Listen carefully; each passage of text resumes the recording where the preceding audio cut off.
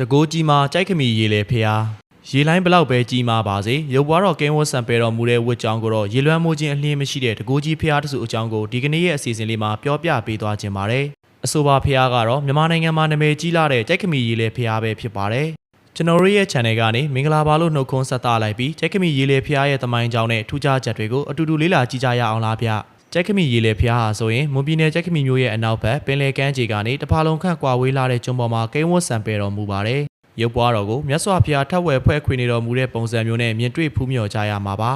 ညံတော်2000ခန့်ရှိပြီးနဂါမင်းကအုံမိုးထားဟန်နဲ့ထုလုပ်ထားပါတယ်ရုပ်ပွားတော်ဆံပယ်တော်မူတဲ့ကြောက်ဆောင်မှာပစ္စယံတပွဲအဆင့်2ဆင့်ရှိပါသေးတယ်အပေါ်အဆင့်မှာဆိုရင်အရန်ရုပ်ပွားတော်10ဆူရှိပြီးအောက်အဆင့်မှာတော့အရန်ရုပ်ပွားတော်12ဆူရှိပါတယ်ဒါဆိုရင်ကြိုက်ခမီရေလေဖျားရဲ့သမိုင်းကြောင်းကိုလေ့လာကြည့်ကြရအောင်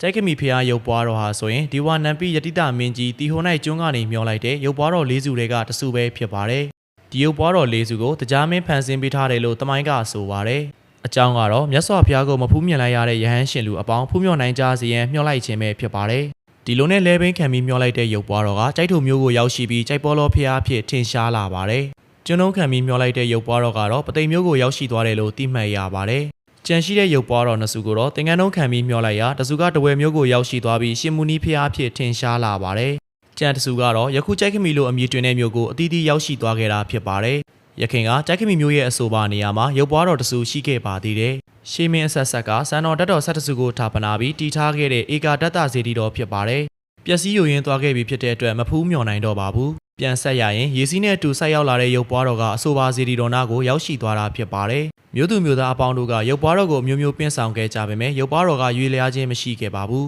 ဒီလိုနဲ့၅ပါးသီလကိုခါဝစ်ပစိုးလိုမြဲမြံတဲ့မုတ်ဆိုးမတအုပ်ကအတိတ်ထံပြူပြီးပင်းဆောင်လိုက်တော့မှပဲကြွတော်မူပါတော့တယ်ထူးခြားချက်ကရုပ်ပွားတော်ကိုရှေ့ဘက်မုံမှာပင်းဆောင်ထားခဲ့ပေမဲ့တောင်ဘက်စုစုကိုပဲမျက်နှာတော်လှည့်နေခဲ့တာပါဒါကြောင့်တောင်ဘက်မုတ်ကိုပြောင်းရွှေ့ပြီးပင်းဆောင်ခဲ့ရပါတော့တယ်ပါဇက်သမိုင်းအရတော့တဝဲမျိုးမှာရှိတဲ့ရှင်မုနီရုပ်ပွားတော်ကိုမျှော်ကြည့်နေရခြင်းဖြစ်တယ်လို့ဆိုကြပါတယ်ဒါကိုအစွဲပြုပြီးတော့မွန်ဘာသာစကားနဲ့ကြိုက်ဟန်မီဖျားလို့ခေါ်ဝေါ်ကြပါတော့တယ်မြန်မာလိုဆိုရရင်တော့ဖျားမျှော်လို့အတိတ်ပဲရပါတယ်နောက်ပိုင်းကာလတွေမှာတော့မူလကြိုက်ဟန်မီဖျားကနေကြိုက်ခမီဖျားဖြစ်တဖြည်းဖြည်းအမည်တွင်လာခဲ့ပါတော့တယ်ယနေ့ထက်တိုင်လည်းကြိုက်ခမီဖျားပဲဖြစ်ပါတယ်အပေါ်ကတင်ဆက်ပေးခဲ့သလိုပါပဲကြိုက်ခမီဖျားရောက်ရှိပြီးမကြခင်ဧကာတတဇီတီတော်ပျက်စီးယိုယွင်းခဲ့ပါတယ်ဒါကြောင့်ဇေဒီတော်ရှိခဲ့ရာအကြောင်းတွင်မှာဝေကျောင်းကြီးတစ်ခုကိုစောက်ပြီးကြိုက်ခမီဖျားကိုပင်းဆောင်ကိုးကွယ်ခဲ့ကြပါတော့တယ်ယခုဖူးမြော်မြင်တွေ့ကြရတဲ့အတိုင်းပဲဖြစ်ပါတယ်ကြိုက်ခမီရေလေဖျားရဲ့ထူးခြားချက်တွေကိုလည်းပြောပြပေးခြင်းပါတယ်လှိုင်းတဘိုးဘလိုပင်ကြီးကြီးရုပ်ပွားတော်ရှိရာဝေကျောင်းတော်ကိုရေမလွှမ်းမိုးနိုင်ပါဘူးဖျားရဲ့တကူတော်ကြောင့်ဖြစ်တယ်လို့ယုံကြည်ကြပါတယ်နောက်တစ်ချက်ကတော့ဖျားဝေကျောင်းတော်ကိုအမျိုးသမီးများတက်ရောက်ခွင့်မရှိကြပါဘူးဒါကဘာကြောင့်လဲဆိုတာကိုတော့မသိရှိပါဘူးအကယ်၍မိတ်ဆွေသိခဲ့ရင်လည်းထင်မြင်ယူဆချက်ကိုပြောပြပေးခဲ့လို့ရပါတယ်နော်အကယ်၍တက်ရောက်မိခဲ့တယ်ဆိုရင်အခါရသည်မဟုတ်ဘဲနဲ့မုံတိုင်းကြခြင်းမိုးကြီးခြင်းတို့ဖြစ်စေတတ်တယ်လို့ဆိုကြပါတယ်ဒါကြောင့်အမျိုးသမီးတွေအနေနဲ့အာယုံခံစရက်ကနေပြီးတော့ပဲဖူးမြော်ကြည်ညိုကြရပါတယ်ကြိုက်ခမီဖျားပွဲတော်ကိုနှစ်စဉ်သတင်းကြိုလာဆန်း12ရက်နေ့မှာလာပြည့်နေ့အထိကျင်းပလေးရှိကြပါတယ်ဖျားကိုသွားရောက်ဖူးမြော်ကြမယ်ဆိုရင်မော်လမြိုင်မျိုးကအချက်အချာပါပဲ